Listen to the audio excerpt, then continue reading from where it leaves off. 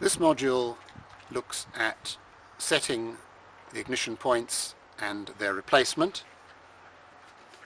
Although this looks a little unfamiliar in that it has two sets of points, the operation of this is similar to any of the standard Lucas distributors that you may be familiar with from the 1950s and 60s. So one set of points here are called the fixed points. They are held in by a fixing screw and adjusted via an eccentric in just the same way as a Lucas distributor.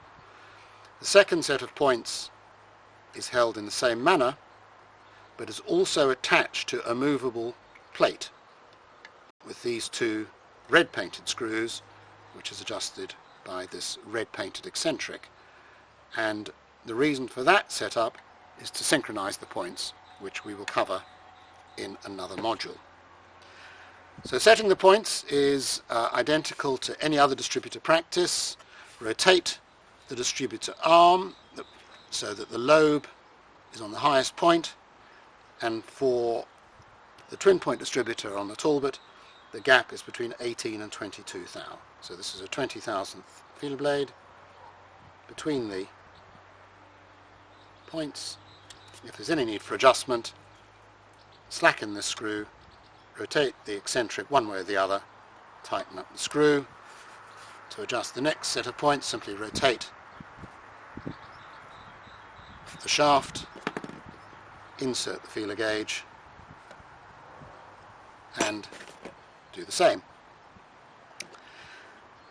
The points are again identical to the ones you may be familiar with from the 60s, but they are two-part points. So the spring piece attaches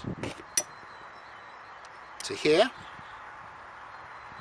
and for that you will need a small spanner in order to undo the attachment nut and then slot that over the thread of the attachment piece, and then the fixed plate goes on like that, and the only modification required is to cut off this lug with a hacksaw and just file a smooth edge on it. Otherwise, modern points fit identically to the original Delco points.